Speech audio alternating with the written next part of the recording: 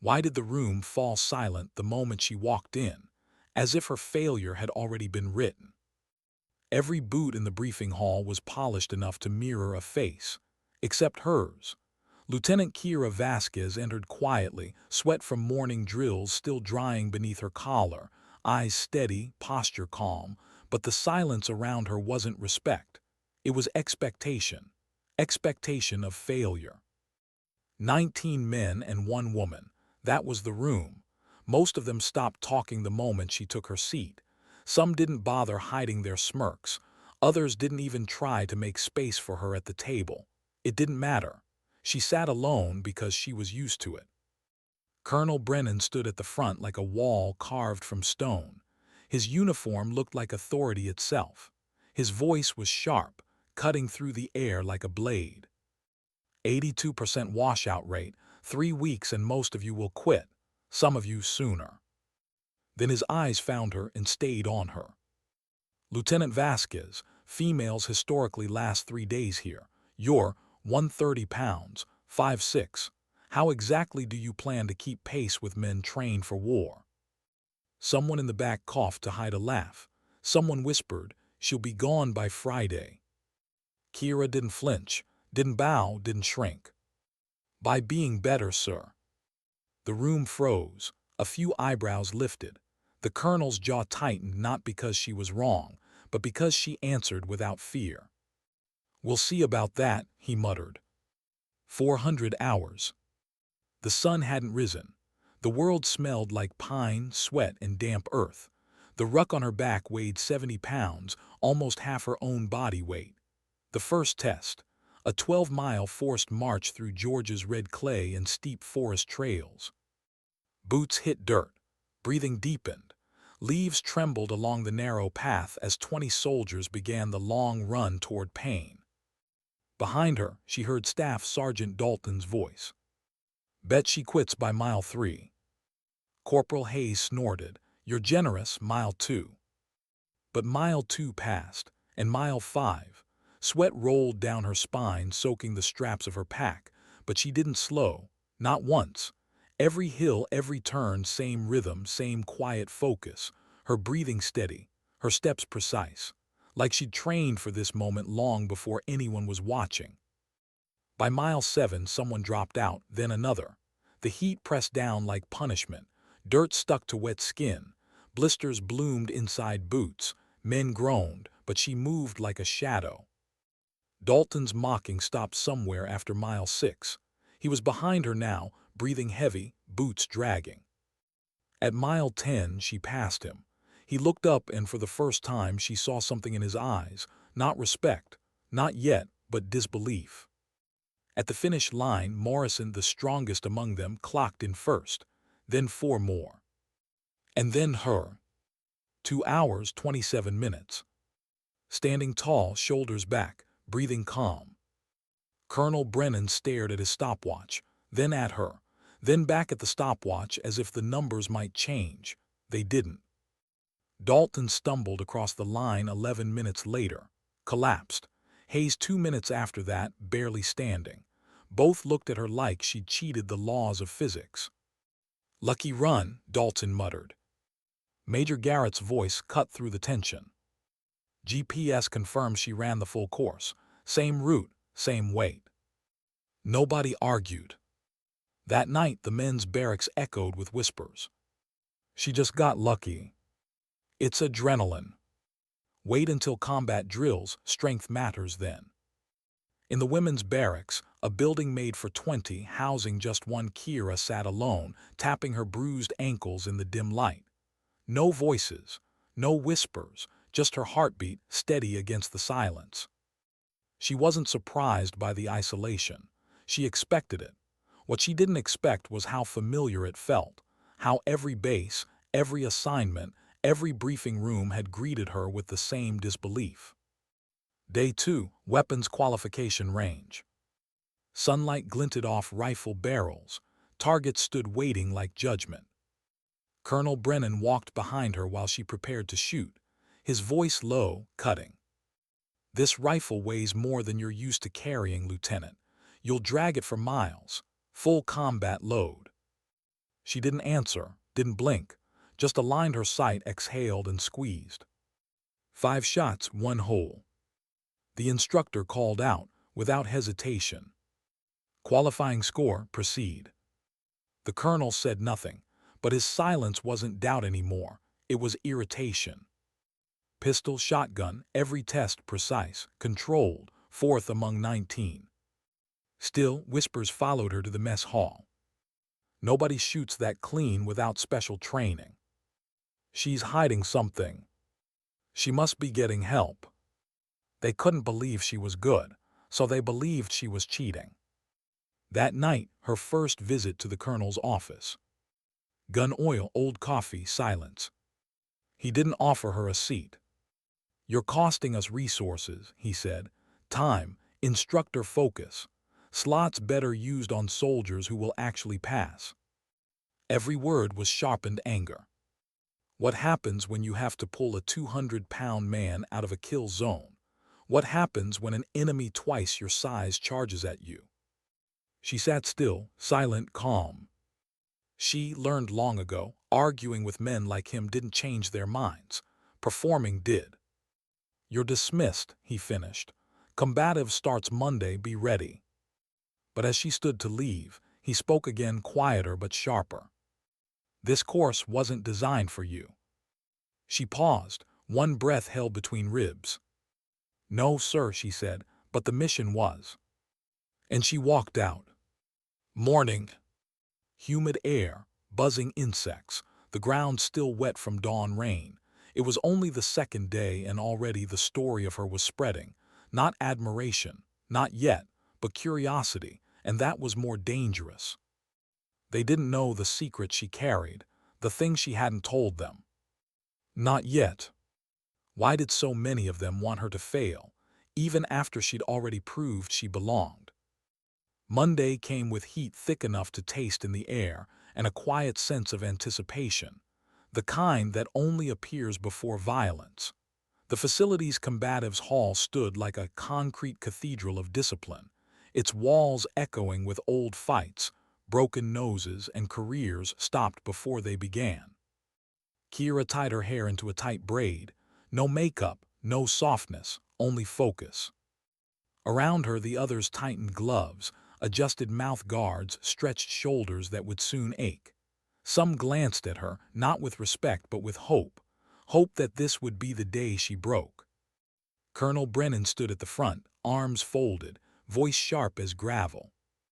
"This is where we separate those who can fight from those who can only run fast and shoot straight. Full contact. No shortcuts. Anyone can quit now or during." His eyes landed on her and stayed. "No shame in recognizing limits, Lieutenant."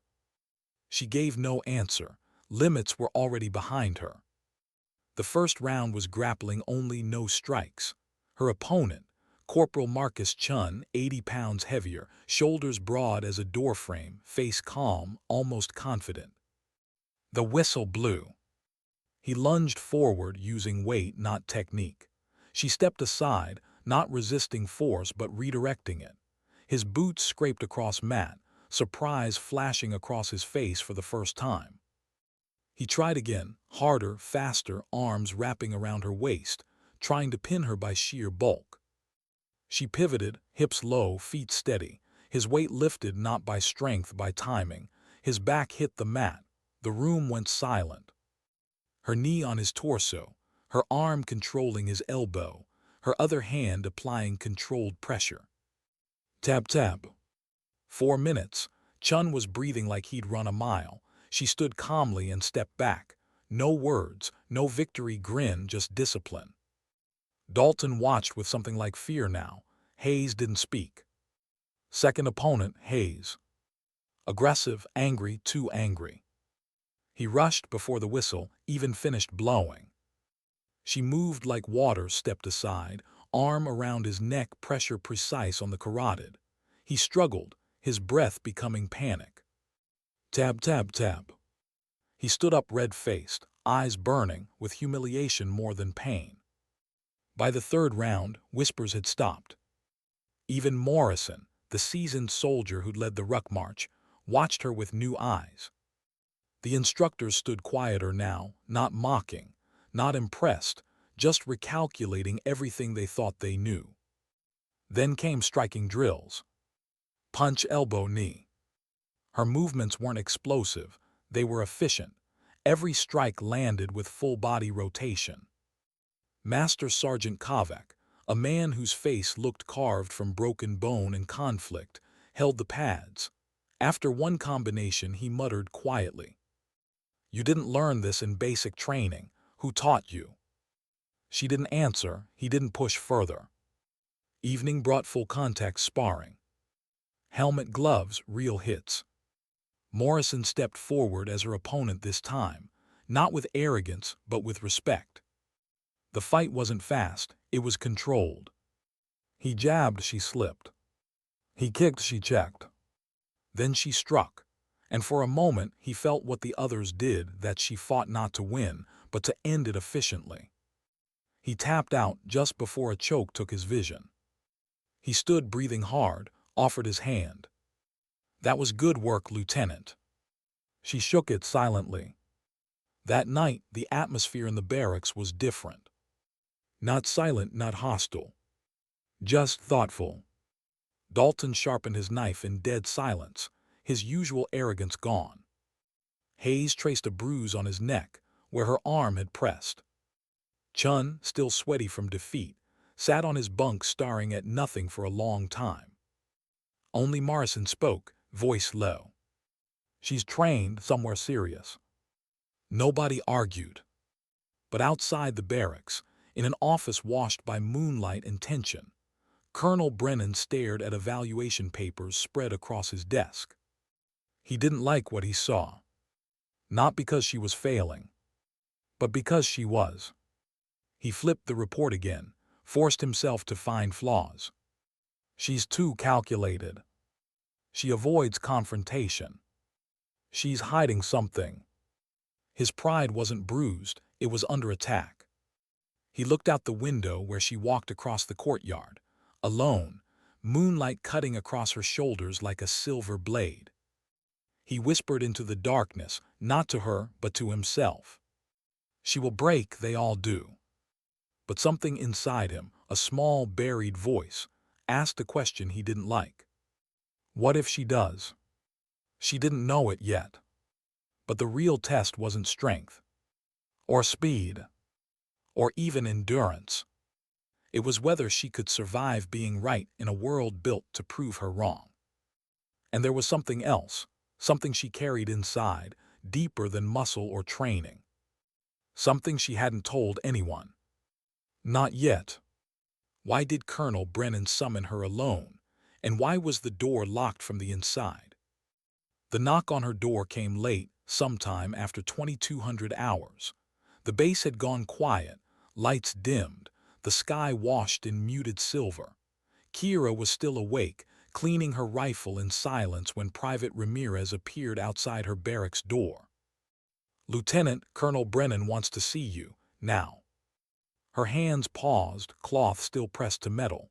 No explanation, no expression on Ramirez's face, just tension, the kind that suggested he didn't want to be the messenger. She followed. The corridor outside the colonel's office was darker than usual. A single bulb flickered, casting shadows like broken memories across the walls. She knocked once. "Enter," his voice commanded.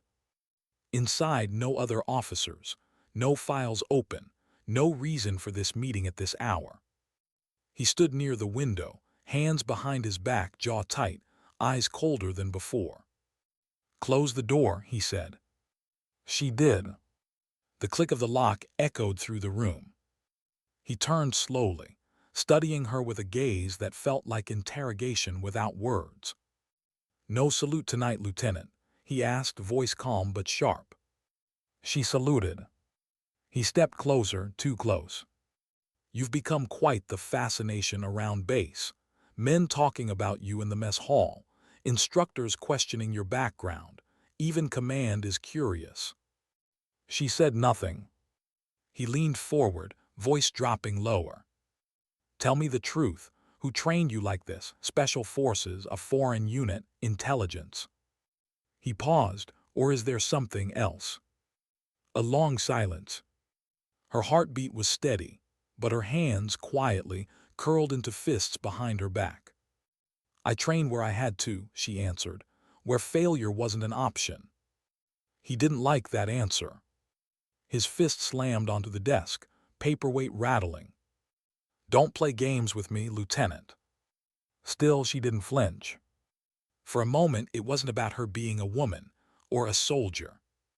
It was about pride, his pride. And her existence challenged it. He stepped closer. Do you think you're untouchable just because you won a few fights, ran a few miles faster? You are not special. You're a liability, and I can break your career with one signature. She inhaled, slow, controlled. Then he made a mistake. He raised his hand. Not to hit her. To remind her she was smaller, ranked lower, meant to obey. But he shouldn't have raised it. Her training, the one no one knew about, wasn't taught in academies. It was taught in places where hesitation meant death. His wrist never touched her face. She moved like lightning, silent, precise, inevitable. One twist, one shift of weight. A sharp crack echoed through the room. Colonel Brennan's arm hung unnaturally, pain slicing through his voice as he gasped. His knees nearly buckled, hand gripping his broken forearm. They stared at each other. Thunder rumbled far away in the clouds, as if the sky itself had witnessed what happened. She stepped back. I warned you, she said quietly. Respect isn't given by rank, it's earned. The door flew open. Captain Laird and 2 MPs stood outside, guns half raised, eyes wide at the scene. The colonel, pale and breathless, clutching his broken arm. Kira, calm, hands at her sides, breathing controlled. What the hell? Laird muttered. The colonel tried to speak, but pain fractured his voice. She attacked me. Kira didn't argue, didn't defend. She simply said, he tried to strike me. I acted on reflex. Silent, heavy, suspicious. The MPs waited for Laird's command. But before he could speak, Colonel Brennan did something no one expected. He straightened, face twisted with pain but pride still intact. No charges, he muttered. Everyone froze. I tripped, hit the desk. She tried to help, that's all. The MPs exchanged confused glances. Captain Laird frowned. Sir, your arm. Dismissed, Brennan roared. Now. The hallway emptied, the door closed. Only Kira and the colonel remained again. He breathed hard, sweat on his forehead, eyes sharp with a new, reluctant understanding. Get out, he whispered. She turned to leave. But at the door, he spoke once more, softer than ever. Where did you learn to move like that? She paused, her hand on the handle. Not here, she answered, and not by choice. Outside, rain began to fall, soft, relentless. She walked across the courtyard, boots sinking into the wet earth. Soldiers passing by didn't know what happened behind that locked door, but they saw her wet hair, calm steps, and something in her eyes had changed. Not pride. Not fear. Something deeper. Like a wound no one could see. That night she opened the small, worn-out metal box hidden beneath her bunk. Inside, an old photo, 2 faces. One of them was hers, younger, happier. The other, a man with tired eyes and a uniform from a war no one talked about anymore. Her father. The man who taught her to fight not to win, but to survive. She traced his face with her thumb. Everything she was started with him. Everything they didn't know about her started with what she lost. And soon they would know. But not yet. Why did her hands tremble only when no one was watching? Morning came quiet after the storm. The rain had washed the training grounds clean, but inside the base, tension lingered like smoke after an explosion. Word had not spread about what happened in Brennan's office. He had made sure of that. But something had shifted nonetheless. People watched her differently now. Not with mockery. Not with admiration. With caution. As if they sensed something dangerous beneath her silence. Physical training resumed at dawn. The squad stood in formation, breathing mist into the cold morning air. Colonel Brennan did not appear. His arm was in a sling. Major Garrett took command instead, calm, focused, professional. Today we move to advanced field exercises. Live terrain navigation, survival, silent movement. No vehicles, no guidance. You get lost, you don't get a second chance. Maps were handed out. Terrain harsh, swamps, forests, rocky inclines. Each soldier was paired except her. Lieutenant Vasquez, Garrett said, you're solo. A brief pause. Some glanced at each other. Was this punishment, a test, or both? Kiera simply nodded. She preferred silence over forced teamwork. Words got people killed out there. Actions didn't. They were deployed in staggered intervals. A helicopter dropped them into unknown coordinates, no paths, no markers, just compass, map, rationed water, and distance. As she stepped into the wilderness, the air smelled of moss, wet bark, and old secrets. Her boots sank into soft earth, leaves dripping from last night's rain. For hours she moved alone. Quiet steps, measured breaths, checking bearings every mile, marking subtle shifts in terrain. But as the sun climbed higher, memory crept in. She had walked land like this before. Years ago. Different forest, different country, same silence. She was 14 when she first held a rifle.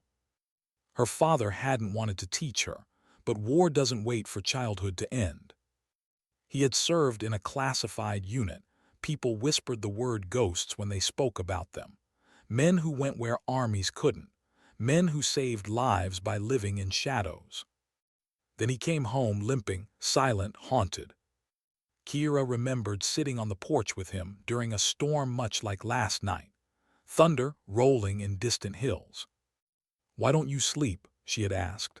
His eyes were fixed on the dark horizon. "Because some things don't stay buried, kid," he whispered. "Not bodies, not choices." He taught her to shoot not at targets, but at tin can set beside open windows in wind, rain, darkness. Precision, he said, not power. Speed, he said, not noise. Never hit first, but if someone tries to break you, make sure they don't try again. She remembered her mother watching from the doorway, eyes full of worry but never stopping them. "You're teaching her to disappear," she told him. He answered, "No, I'm teaching her to survive." Back in the present, a twig snapped behind her. Kiera stopped. Not a bird, not wind. Someone else was on her trail. She dropped low, hand on her knife, breath steady, eyes scanning the trees. Then a soft voice.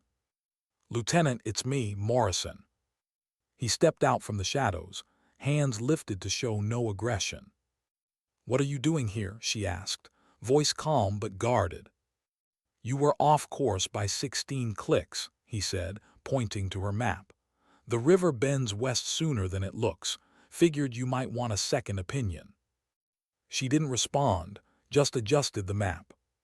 He hesitated, then said softly, "Look, we don't have to be friends, but you're not alone out here, whether you like it or not." She studied his face, genuine, unthreatening. Finally she nodded once, not acceptance, not trust, just acknowledgement. They walked together, keeping quiet, but silence between them wasn't heavy like with the others. It was peaceful. Night came cold. They made camp near a fallen cedar. No fire light attracts eyes, and eyes attract death. They shared rations, barely speaking. Crickets whispered in the dark. A distant owl cried. Then Morrison asked the question no one had dared. Back in the office that night, Brennan didn't just fall, did he? She didn't look at him. He waited. Slowly she spoke. He raised his hand. And you broke his. A pause. I stopped him, that's all. Morrison stared at the stars through the branches above. He won't forget that. Men like him, pride is the only war they know how to fight. Kira closed her eyes, tired. Everyone fights something. He looked at her. What do you fight? She didn't answer. Because she didn't know whether it was the past, the expectations, or herself. Morning fog drifted across the woods, like ghosts returning home. They trekked onward until they reached a quiet stream. She knelt, filling her canteen. Cold water stung her fingers. Morrison crouched beside her. You know, I didn't think you'd last a week here. She smirked faintly. You're not the first. What changed my mind wasn't the march, or the shooting, or even the fight. He stood slowly, looked at her. It was how your hands were shaking that night after. You looked human. Her eyes lifted, a rare softness there. He knew. Strength wasn't the absence of fear. It was moving anyway. They were only 3 miles from extraction when it happened. A distant boom. Then fire. Then smoke rising beyond the hills. Morrison froze. That's not part of training. She stood, muscles already coiled. No, that's a real explosion. Radio crackled at her hip, static, then Major Garrett's strained voice. All teams respond. This is not a drill. We have an unscheduled breach on base sector 4. Unknown hostiles, casualties. The radio cut.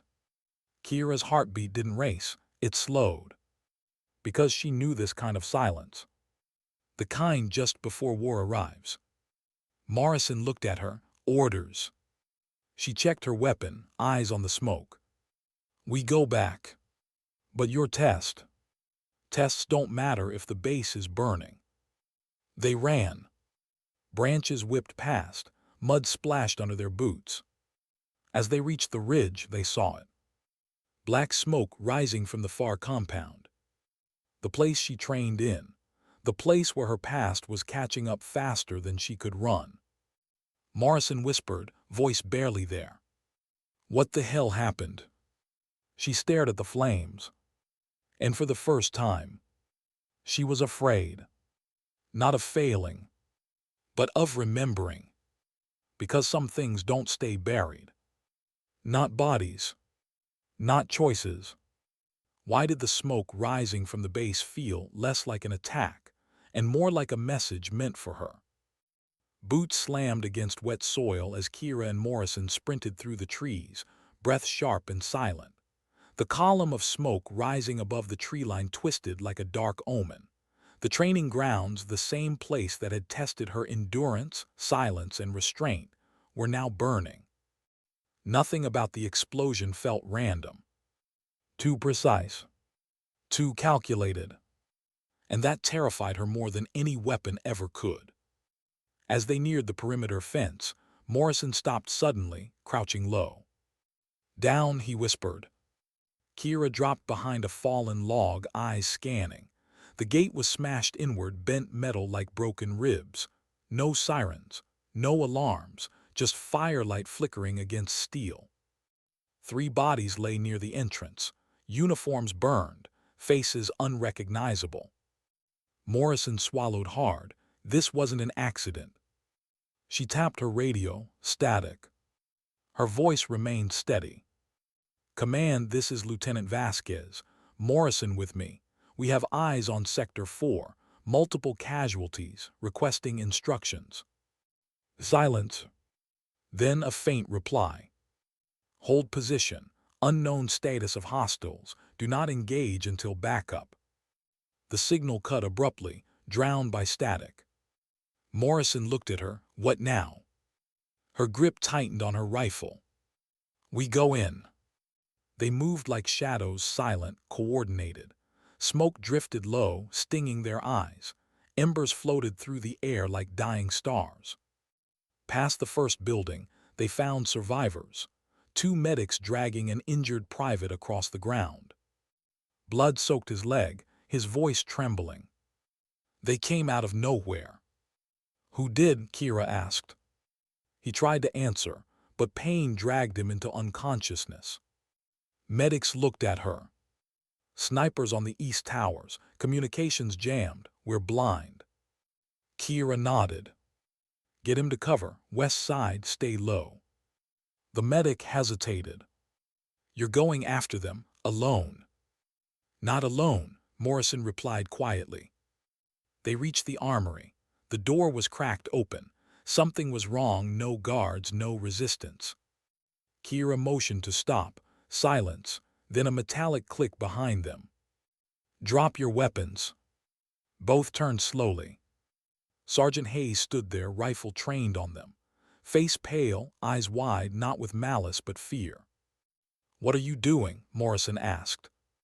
They'll kill us if we follow you, Hayes said, voice shaking. You don't understand. This isn't just some attack, they're here for her. He pointed the rifle at Kira now, hands trembling. Give yourself up, maybe they'll spare us. Morrison stepped forward. Put the gun down, Hayes. You're scared, I get it. No, Hayes cried. You don't get it, you didn't hear what they said. They asked for her by name. The world stilled. Smoke, silence, a heartbeat like thunder in her ears. Kira's voice was barely above a whisper. Who? Hayes swallowed, eyes wet with panic. They wore no patches, no insignia. They moved like ghosts, and they said one thing before they shot the commander. He looked at her, as if speaking the words might damn him. Where is Kira Vasquez? For a moment she couldn't breathe. Morrison looked at her, confusion turning to realization. Kira, who are they? She didn't answer, but her silence wasn't denial. It was memory. 2 years earlier. A different desert, a different night, a covert mission gone wrong. She remembered sandstorms, a village burnt to the ground, a man she was ordered to kill but didn't. Instead, she pulled him from the rubble, hid him, gave him a chance to live. Her commanding officer called it treason. She called it dignity. And men like Brennan called it weakness. But she had no idea that the man she saved would one day send soldiers to find her. Back to the present, Hayes still pointed the rifle at her, hands trembling so hard the barrel wavered in the air. Morrison's voice was low. Hayes, you shoot her, we're all dead. You don't shoot her, we still have a chance.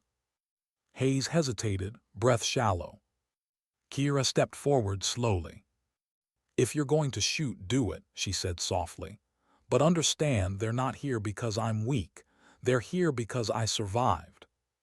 Hayes's grip faltered. A long second passed. Then he lowered the rifle. But before relief could settle, a gunshot cracked through the air. Hayes's eyes widened.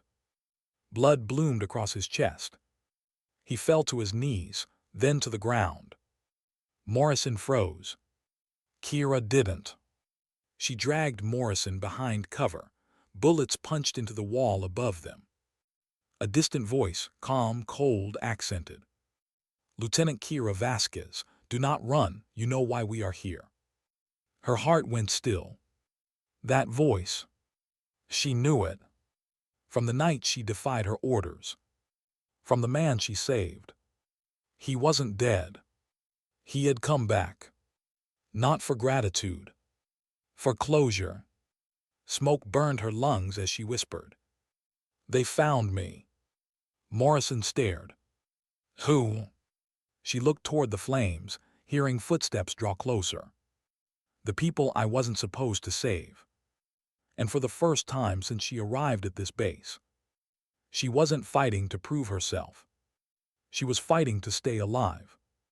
Why did the sound of his voice hurt more than the gunfire? Bullets tore through the smoke-thick air, sparks leaping off broken concrete. Kira pressed her back against a scorched wall, breath sharp but steady. Beside her, Morrison gripped his rifle tightly, eyes wide, pulse racing at his throat. Somewhere beyond the flames, that cold voice echoed again. Lieutenant Vasquez, don't hide, you owe me a life. Her chest tightened. Not from fear. From memory.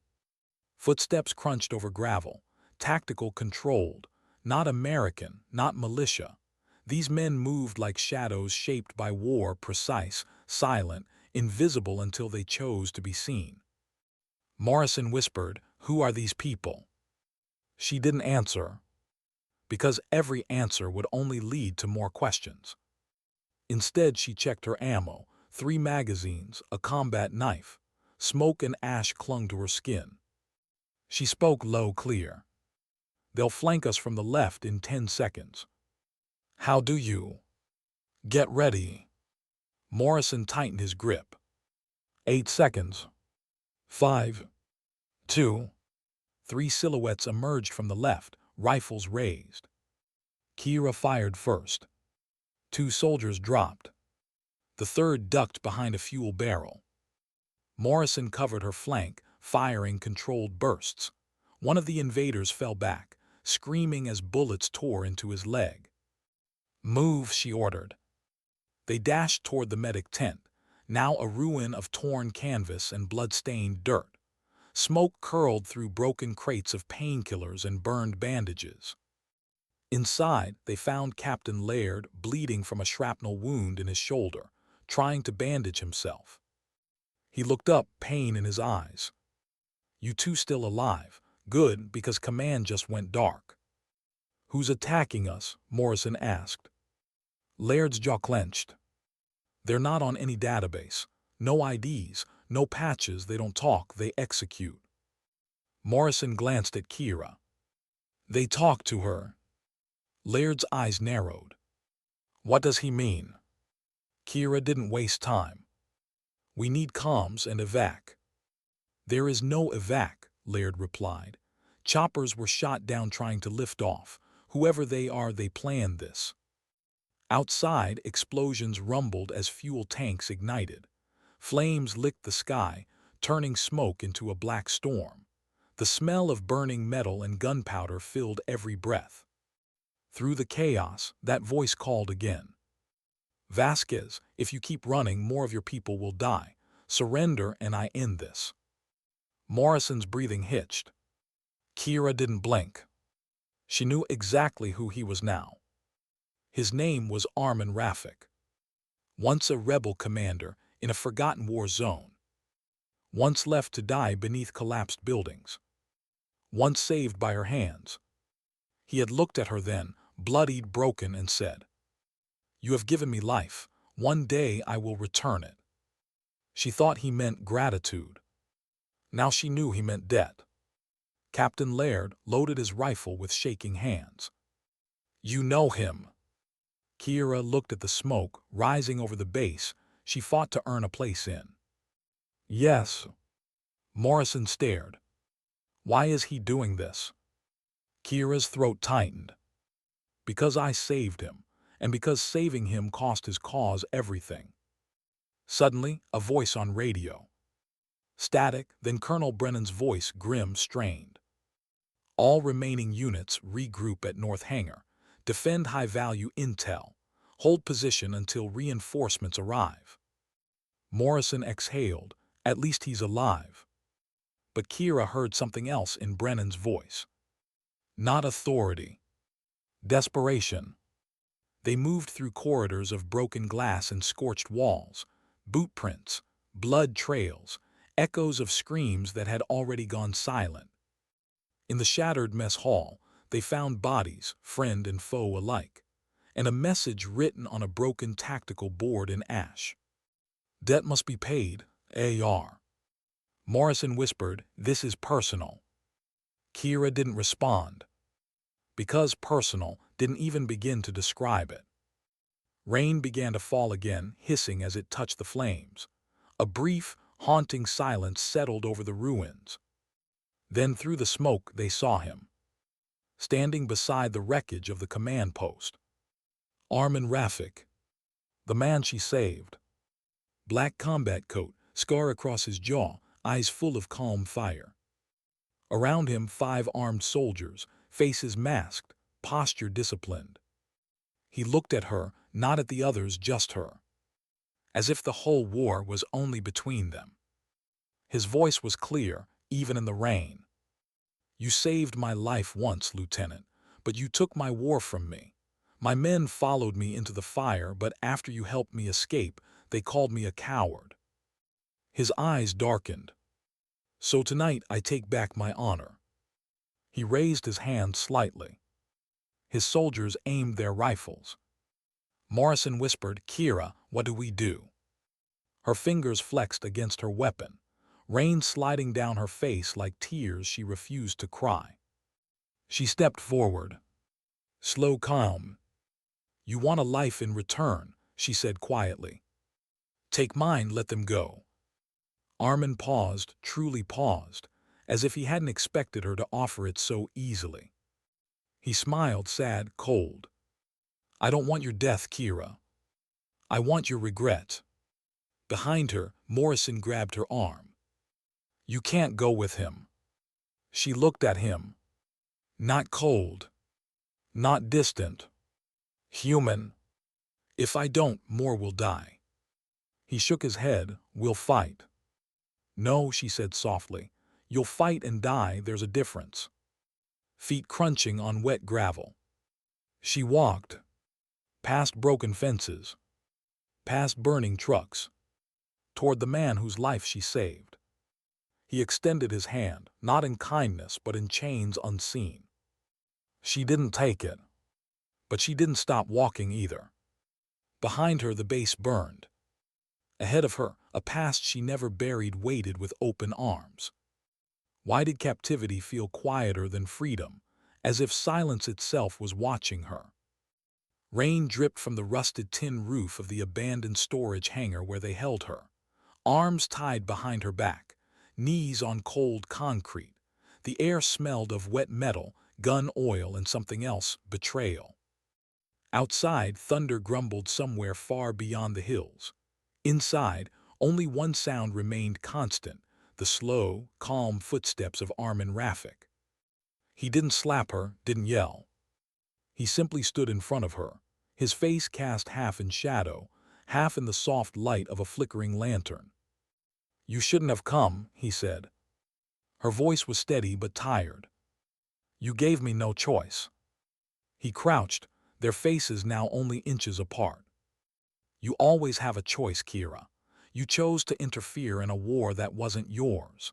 You saved me from death, and in doing so, you condemned thousands to it." His words were quiet, too quiet. She said nothing. Because how do you argue against grief shaped into a man?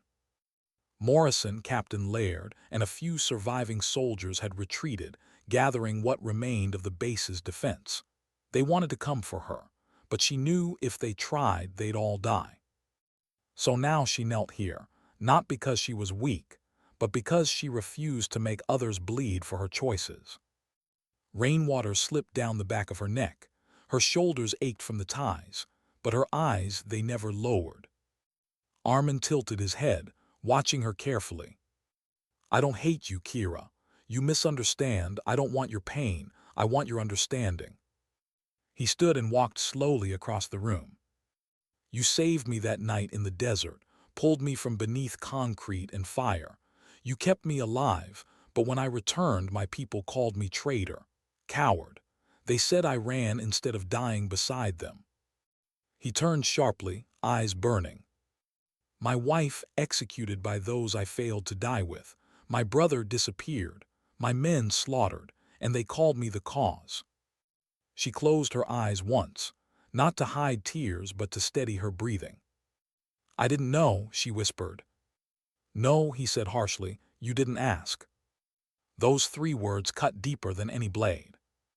Outside, one of his soldiers, masked, alert, entered. "Commander, perimeter secure. No movement from the base." He nodded. "Hold positions, no one approaches." The soldier left. Only the rain, the lantern, and the ache of truth remained. Hours passed. No food. No sleep. Just thoughts. And memory. She remembered her father's words on that stormy night after his last deployment. Sometimes doing the right thing still breaks something, someone, even yourself. She never understood. Until now. Her wrists bled from the rope, but her pride did not. Finally Arman spoke again, softer. "Tell me, Kira, would you save me again if you knew what would follow?" The question struck like a bullet to the heart. She could have lied. But she didn't. "Yes," she whispered, "but this time I wouldn't let you walk back alone." His eyes widened just slightly. "What?" "You didn't fail them, they failed you. No one should carry war alone." He stared at her, like he was seeing her for the first time. Like he wasn't sure whether to hate her or forgive her. The hangar door creaked. Morrison. Blood on his sleeve, dirt on his face, rifle in hand. Behind him Colonel Brennan, arms still bound in a sling, eyes burning with desperation and pride. And 3 more soldiers, bruised but alive. Morrison whispered urgently, "We found you. We're getting you out." Arman didn't reach for his weapon. He simply said, "If she leaves, this base burns. No survivors." Colonel Brennan stepped forward. "You touch one more of my soldiers."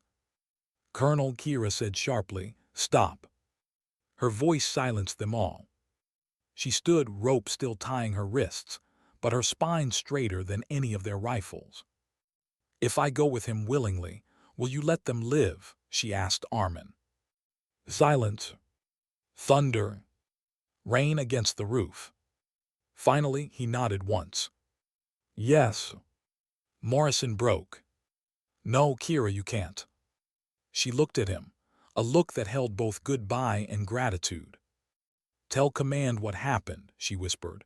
"Tell them I chose this, not because I'm surrendering, but because I'm protecting what's left." Morrison's voice cracked. "You don't have to do this alone." Kira smiled softly, sadly. "I've been alone long before tonight." Colonel Brennan's jaw clenched. He hated her decisions, hated her defiance, but more than that, he respected her now. For the first time, truly.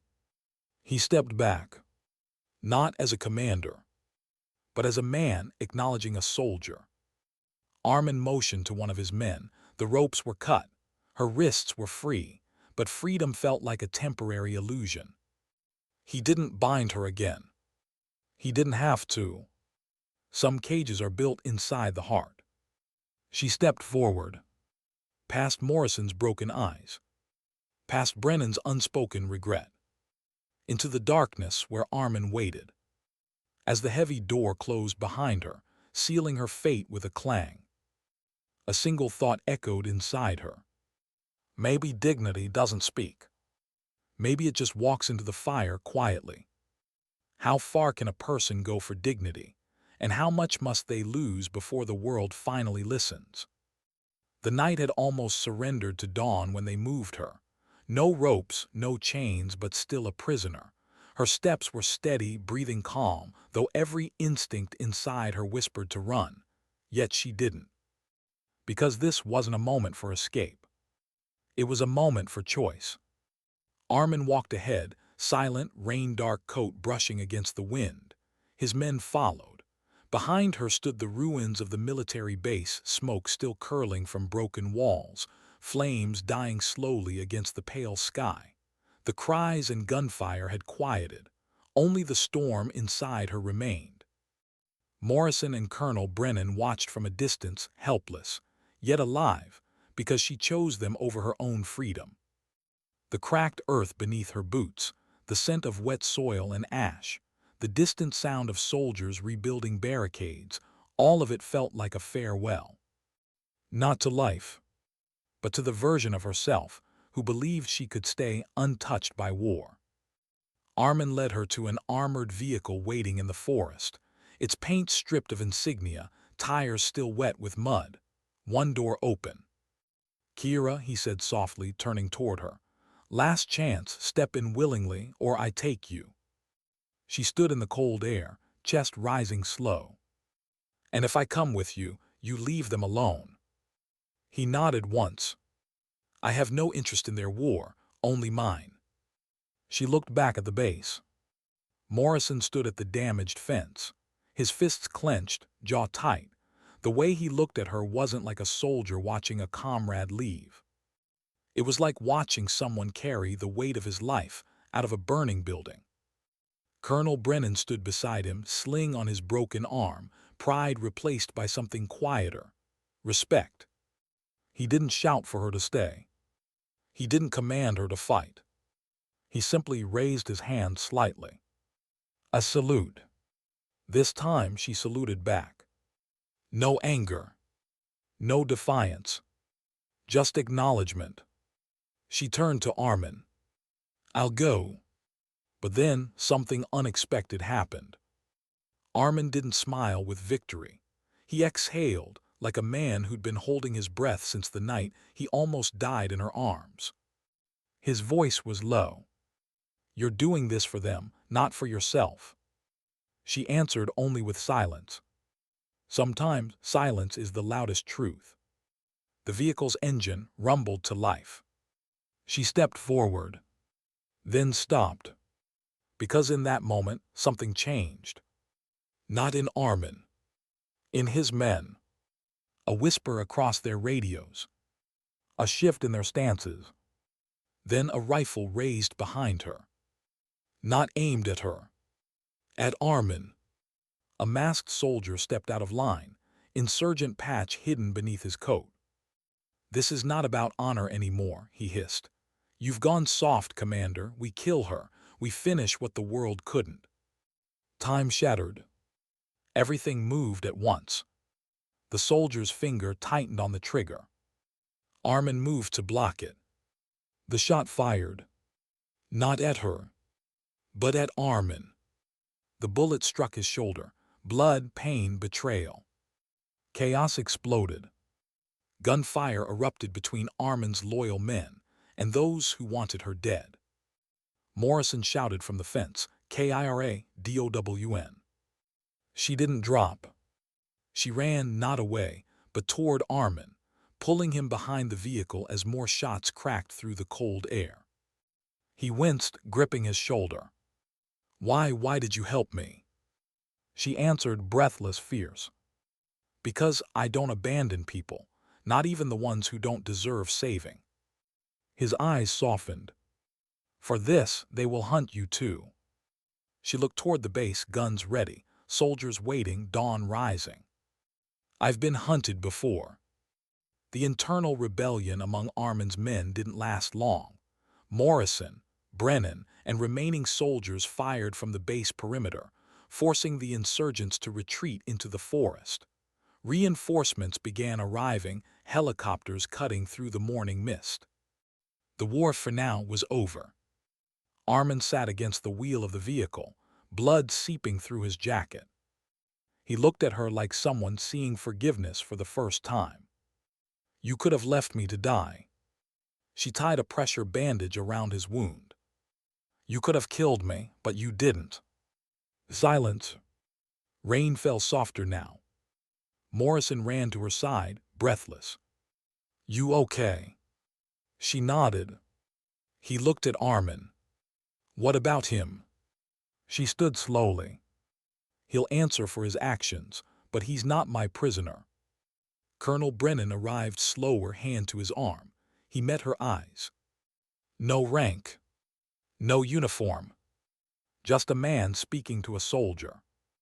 You broke my arm, he said quietly. You tried to break my dignity, she replied. Then unexpectedly, he chuckled once, pained.